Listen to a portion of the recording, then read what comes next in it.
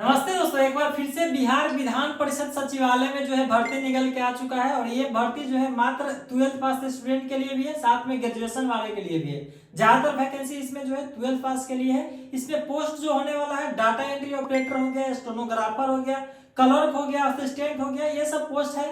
और इसके लिए दोस्तों नोटिफिकेशन जारी हो चुका है। इस वीडियो में डिटेल्स में बताएंगे इस नोटिफिकेशन के बारे में कि कब से कब तक आप आवेदन कर सकते हैं, क्या एजुकेशन क्वालिफिकेशन मांगा गया है, क्योंकि दोस्तों इसमें जो है इंटर के साथ साथ आपको टाइपिंग स्पीड भी होना चाहिए। तो तमाम जानकारी डिटेल्स में बताने वाले हैं। तो चलिए दोस्तों, बिना देरी के वीडियो स्टार्ट करते हैं। उससे पहले वीडियो अच्छा लगे लाइक कर दीजिएगा और अपने उन दोस्तों में जरूर शेयर कीजिएगा जो लोग जो है सरकारी भर्ती का इंतजार करते हैं और वो जॉब अप्लाई करना चाहते हैं। और चैनल पे पहली बार आए हैं तो सब्सक्राइब करके साथ में बेल आइकन प्रेस करके ऑल कर दीजिएगा, ताकि इस तरह का जो भी भर्ती है सबसे पहले आपको अपडेट। तो वीडियो में आगे बढ़ने से पहले आप सभी के लिए नमो उत्सव ऑफर आ चुका है टेक्स्ट बुक की तरफ से। अगर आप किसी भी सरकारी जॉब की तैयारी कर रहे हैं तो आपको पता है कि मॉक टेस्ट लगाना काफी जरूरी होता है। और ये दोस्तों टेक्स्ट बुक में क्या है कि 1 साल का मॉक टेस्ट जो है अभी इस नमो उत्सव ऑफर में आपको 219 रुपया में, और ईयरली प्रो एक आता है जिसमें ज्यादा एक्सेस मिलता है, वो 307 रुपया में मिल जाएगा। कूपन कोड है BS10, इसका लिंक डिस्क्रिप्शन में मिलेगा। जैसे आएंगे तो दोस्तों यहाँ पे जो है आपको कूपन कोड अप्लाई करने के बाद आपको जो ऑफर है वो मिल जाएगा, और इसे जो है आप डायरेक्ट यहाँ से अप्लाई कर सकते हैं। उसके बाद आपको 70,000 प्लस मॉक टेस्ट है। उसके बाद दोस्तों अनलिमिटेड प्रो लाइव टेस्ट है। ये सारा चीज आपको जो है फीचर मिलेगा जिससे आप किसी भी एग्जाम का बेहतर तैयारी कर सकते हैं। फाइनली दोस्तों, इस वैकेंसी के बारे में पूरी जानकारी समझने के लिए सबसे पहले आपको इसके ऑफिशियली वेबसाइट पे आना, जो कि डिस्क्रिप्शन हमने लिंक दिया है। जिसे उस पर क्लिक करेंगे तो बिहार विधान परिषद के ऑफिशियल वेबसाइट पे चलेंगे, जहाँ पे आवश्यक सूचना में देखेंगे तो फर्स्ट ही में इसका नोटिफिकेशन जो है विज्ञापन संख्या आपको देखने को मिल जाएगा, आवश्यक सूचना और विज्ञापन संख्या 02/2024 दिया गया है। कि पद की बात किया गया, सहायक प्रशाखा पदाधिकारी का पद रहने वाला है, डाटा एंट्री ऑपरेटर का पद रहने वाला है, साथ साथ असुलिपि का भी पद रहने वाला है। तो इस नोटिफिकेशन को देखने के लिए इस पे आपको क्लिक कर देना है।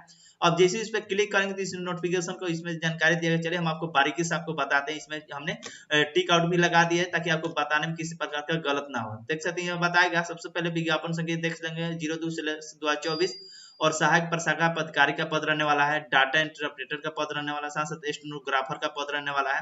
अब नीचे के स्क्रॉल डाउन करेंगे तो कब से कब तक आप आवेदन भर सकते हैं। सीधे मुद्दे की बात करेंगे दोस्तों कि क्या क्या इसमें कंडीशन रखा गया है। सबसे पहले बात करते हैं आवेदन जो भी आपका स्टार्ट किया जाएगा 12 मार्च 2024 से लेकर, और लास्ट डेट इसका रखा गया था 2 अप्रैल 2024 तक रखा गया है। यानी कि 2 अप्रैल 2024 तक आप अप्लाई कर सकते हैं फॉर्म।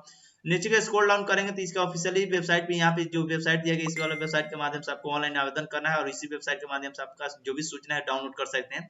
और जब भी आप ऑनलाइन आवेदन करने जाएंगे, अगर किसी प्रकार अगर गलती होगी तो इसको लेकर हेल्पलाइन नंबर भी जारी किया गया, जो कि इस पे बात भी कर सकते हैं। नहीं तो इसको लेकर मेल आईडी भी दिया गया, इसमें मेल भी कर सकते हैं। अब चलिए सीधे इस वैकेंसी के बारे में और भी जानकारी समझते हैं। क्या जानकारी दिया गया बताया गया। सबसे पहले समझते हैं कि कौन से मतलब कैटेगरी में कितना पद रखा गया है, कौन से पोस्ट के लिए। तो पद का नाम दिया गया है सहायक प्रशाखा पदाधिकारी के जो पद रहने वाला है, जो कि सबसे पहले बात कर लेते हैं कौन सी कैटेगरी में कितना पद रहने वाला है। सबसे पहले बात करते हैं टोटल जो पुरुष के लिए जो पद रखा गया है 17 पद रखा गया है, और महिलाओं के लिए जो दिया गया है 5 पद रखा गया है, और साथ साथ बैकलॉग पद भी इसमें शामिल किया गया जो कि 2 पद है। ठीक है। सबसे पहले अनारक्षित कैटेगरी से आते हैं। पुरुष है तो आपके लिए 4 पद रखा गया है, और महिलाओं के लिए 1 रखा गया, और बैकलॉग पद इसमें जीरो है। अनुसूचित जाति के लिए आता है तो 3 पद दिया गया पुरुष के लिए, और 1 पद महिलाओं के लिए दिया गया है। बैकलॉग पद इसमें शामिल नहीं किया गया है। अनुसूचित जाति से आते हैं तो अनुसूचित जाति वालों को 1 भी पद नहीं दिया गया, ना ही बैकलॉग में, ना ही महिलाओं के लिए, ना ही पुरुष के लिए। और वहीं पर अत्यंत पिछड़ा वर्ग से आते हैं तो आपको पुरुष के लिए 5 पद दिया गया, और महिलाओं के लिए 2 दिया गया है, और बैकलॉग पद भी इसमें 1 शामिल है। तो टोटल आप इस तरह से देख यहाँ पे देखेंगे तो दोस्तों 19 ही दिखला रहा है। लेकिन देखिएगा डाटा एंट्री ऑपरेटर का भी पद रहने वाला है। कौन से कैटेगरी में? तो डाटा एंट्री ऑपरेटर का जो टोटल जो पद रहने वाला है 5 पद रहने वाला है, अलग अलग कैटेगरी वाइज। और सुलिपि का जो पद की बात करते हैं 2 ही पद इसमें रखा गया है। ठीक है। अब समझ लेते हैं, इतना पद समझ गए कि कौन सी कैटेगरी में कितना पद रहने वाला। अब समझते हैं इसका सैलरी वगैरह क्या है और क्या क्या योग्यता मांगा गया है। सबसे पहले बात कर लेते हैं पद नाम की बात करते हैं। सहायक प्रशाखा पदाधिकारी के जो भी सैलरी होगा 44,900 से लेकर 1,42,400 रहने वाली लेवल 7 का आपका सैलरी रहने वाला है, जो कि इसमें जानकारी दिया गया। अब इसको लेकर योग्यता क्या मांगा गया है। दोस्तों योग्यता के बारे में बात करें, किसी भी यूनिवर्सिटी से अगर आप स्नातक पास है तो आप इसमें आवेदन कर सकते हैं। साथ साथ आपका हिंदी और अंग्रेजी में जो भी टाइपिंग स्पीड आपका 30 शब्द प्रति मिनट होना चाहिए, यानी कि कंप्यूटर कोर्स वगैरह किए हैं, टाइपिंग कोर्स भी किए हैं, तो आपका जो भी हिंदी और इंग्लिश में जो बात करते हैं 30 शब्द प्रति मिनट होना चाहिए, जिसकी बात किया गया। कंप्यूटर का जो भी आपका सर्टिफिकेट वगैरह होगा AICTE से द्वारा या अलग अलग जो भी मान्यता प्राप्त जो संस्था होते हैं उसके द्वारा, अगर आप कंप्यूटर कोर्स किए हैं, ADCA वगैरह होता है 6 महीना का 1 साल का, तो आपको लगा सकते हैं। ये आप समझ गए कितना योग्यता मांगे हैं। नीचे की स्क्रॉल डाउन करेंगे तो डाटा एंट्री ऑपरेटर का जो भी सैलरी जो रहने वाला है 25,500 से लेकर 81,100 यानी लेवल 4 का सैलरी रहने वाला है। अब इसमें जो योग्यता की बात करते हैं, किसी भी यानी सरकारी या किसी भी संस्था से इंटरमीडिएट पास है किसी भी बोर्ड से, तो आप इसमें आवेदन कर सकते हैं। साथ साथ जो भी आपका कंप्यूटर पर 8,000 के डिप्रेशन प्रति घंटा की गति होना चाहिए, और कंप्यूटर कोर्स अगर किए हैं ADCA DCA वगैरह किए हैं तो आप इसमें आवेदन कर सकते हैं। जो भी इसमें बताया गया, अलग अलग संस्था के बारे में बताया गया है, तो आप यहाँ देख सकते हैं। और स्लिपी का जो बात करते हैं सेमी, मतलब इसमें लेवल 4 का ही सैलरी रहने वाला है, 25,500 से लेकर 81,100 सैलरी रहने वाला है।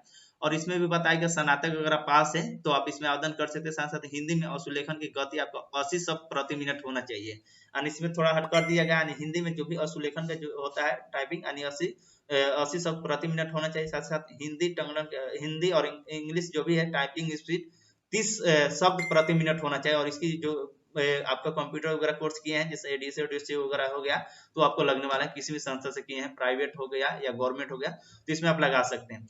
अब बात कर लेते हैं, काफी ज्यादा लोगों के मन में ये भी सवाल होगा कि आरक्षण किन्हें मिलेगा, तो बता दें आरक्षण यानी कि बिहार के जो भी निवासी होंगे उन्हीं को, मतलब बिहार का स्थायी निवासी वालों को ही आरक्षण का लाभ दिया जाएगा।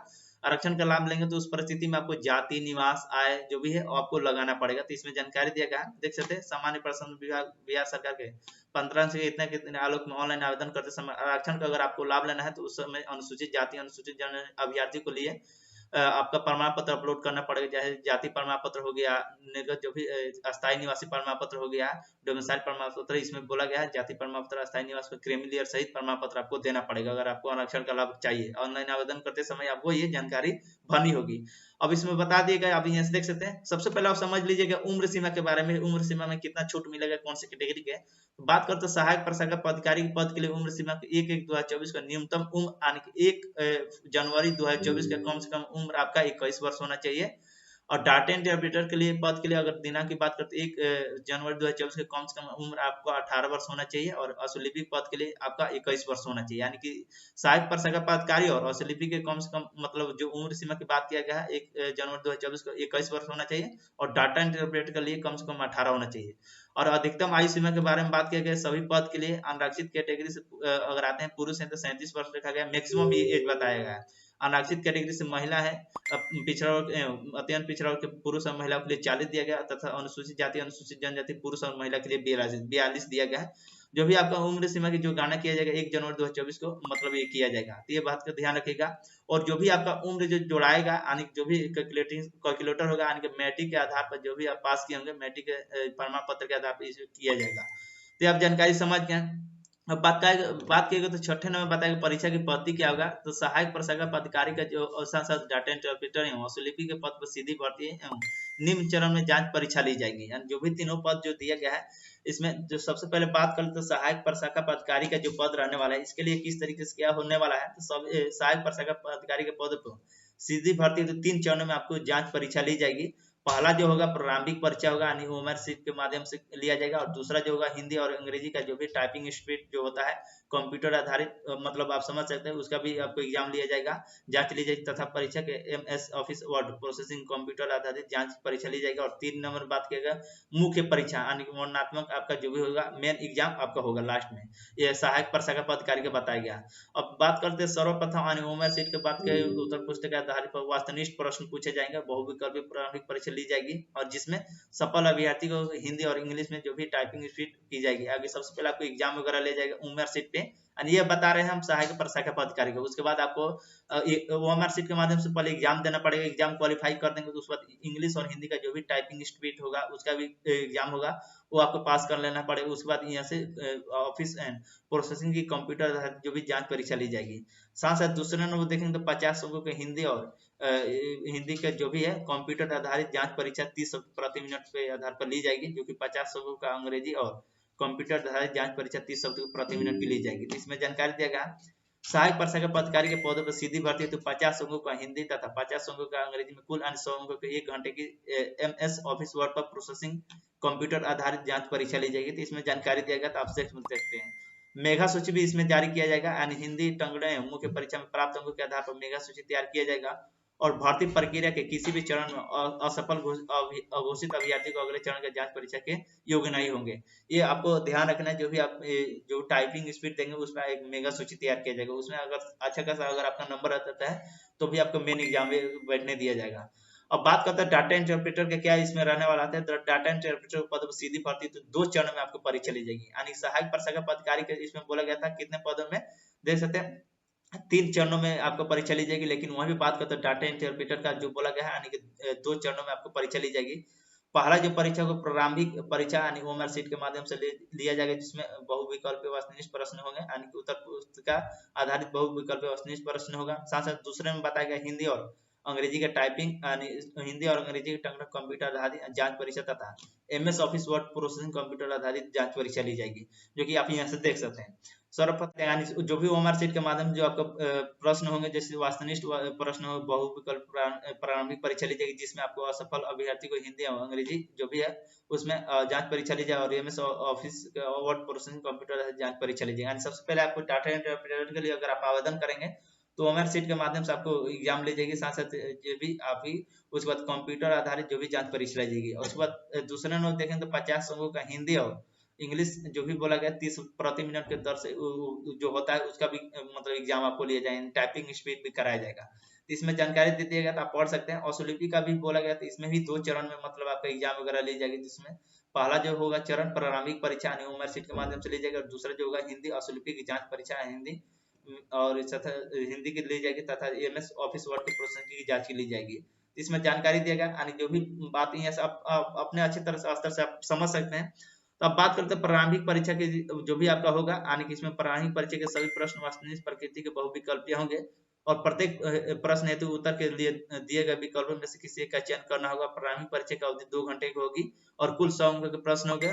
प्रारंभिक परीक्षा कुल 400 अंकों का होगा और प्रत्येक सही उत्तर के लिए 4 अंक दिए जाएंगे। 100 अंकों का आपका एग्जाम होगा, लेकिन प्रश्न जो भी होगा एक प्रश्न के लिए 4 अंक दिए जाएंगे, जो कि इसमें बताया गया प्रदान किए जाएंगे। और प्रत्येक गलत उत्तर के लिए 1 अंक की कटौती भी की जाएगी। अगर आप एक गलत कर देते हैं प्रश्न यानी आंसर सही देते हैं तो आपको 4 अंक दिए जाएंगे, अगर गलत कर देते हैं तो 1 अंक की कटौती की जाएगी, तो जो कि इसमें बोल दिया गया है। बात करते हैं प्रारंभिक परीक्षा में भाषा हिंदी अंग्रेजी दोनों माध्यम से आपको पूछे जाएंगे।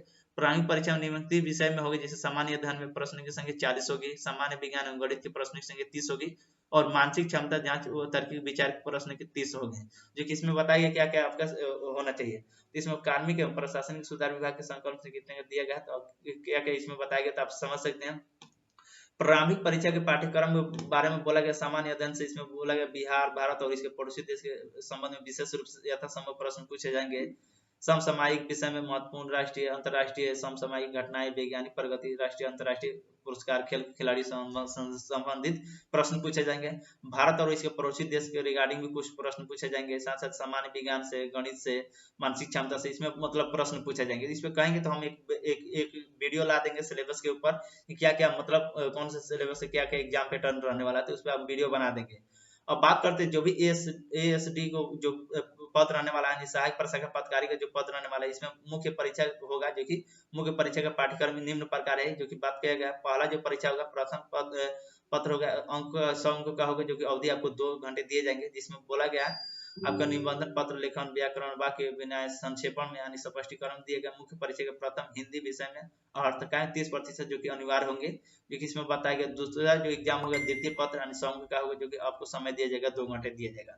तब अपने स्तर से समझ सकते हैं। जो भी परीक्षा शुल्क के बारे में बताया गया कितना आपको परीक्षा शुल्क लगने वाला, तो बिहार राज्य का अनुसूचित जाति अनुसूचित जनजाति अभ्यर्थी के लिए 150 रुपया लगेगा। वहीं बिहार राज्य का स्थायी निवासी सभी अनुरक्षित वर्ग के महिला अभ्यर्थी के लिए 150 रुपया लगेगा। और बिहार राज्य के 40% या उससे अधिक दिव्यांगता कैटेगरी है तो आपको 150 रुपया लगने वाला है। और बिहार राज्य का अन्य कैटेगरी जो भी बच जाते हैं अलग स्टेट से वाले 600 रुपया लगने वाला है। इस तरीके से मतलब इसमें दिया गया है। तो वीडियो आपको कैसा लगा कमेंट करके जरूर बताइएगा। अच्छा लगा तो लाइक करिएगा, अपने दोस्तों में शेयर करिएगा ताकि और भी लोगों को जानकारी मिल सके। दोस्तों आपको क्या जानकारी समझ में नहीं आया कमेंट जरूर करिएगा, क्योंकि हम नेक्स्ट वीडियो जो लाएंगे वैकेंसी के रिगार्डिंग उस पर प्रॉपर तरीके से हम आपको बताएंगे। तो एक बार नोटिफिकेशन आप अपने स्तर से भी पढ़ सकते हैं। जो भी मेन जो जानकारी था हमने दोस्तों आपको बता देंगे कितने पदों पर वैकेंसी आई, क्या क्या एप्लीकेशन फी लगने वाला है, उम्र सीमा क्या था और क्या एग्जाम पैटर्न थोड़ा सा रहने वाला है। तो एग्जाम पैटर्न के बारे में हम तो बेसिक जानकारी नहीं बताएं, लेकिन आप अपने स्तर से पढ़ सकते हैं और समझ सकते हैं। दोस्तों वीडियो ज्यादा लंबा हो जाता है अगर पूरी जानकारी हम आपको बताने लगे, तो आप अपने स्तर से एक बार पढ़ लीजिएगा। चलिए मिलते हैं किसी नेक्स्ट वीडियो में, तब तक के लिए धन्यवाद।